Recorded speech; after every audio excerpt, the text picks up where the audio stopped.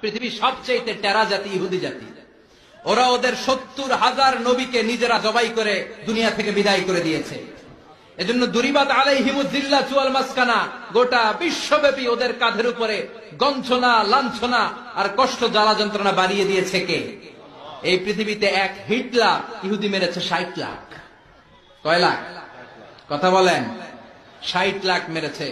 প্রথমে bullet fire করে মেরেছে, এরপর রাষ্ট্রের সব বুলেট শেষ, এরপর বিশাল ঘরের ভিতরে ঢুকাইয়া কার্বন মনোক্সাইড গ্যাস দিয়ে ইহুদি মারতে মারতে 60 লক্ষ ইহুদি দুনিয়া থেকে সে বিদায় করে দিয়েছে। ওদের 3টা বড় দোষ।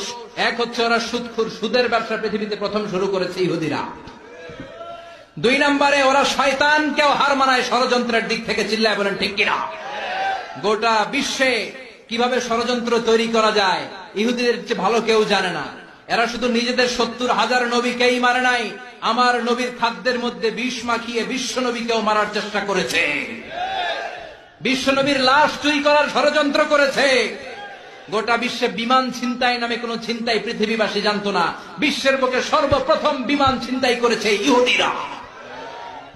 বোমা হামলা কাকে বলে বিশ্ববাসী জানতো না। বিশ্বে প্রথম বোমা হামলা করেছে সমাবেশে ইহুদিরা। HIV ভাইরাস, এটা গোটা বিশ্বে এই এইডস রোগের ছড়াছড়ি করেছে ইহুদিরা।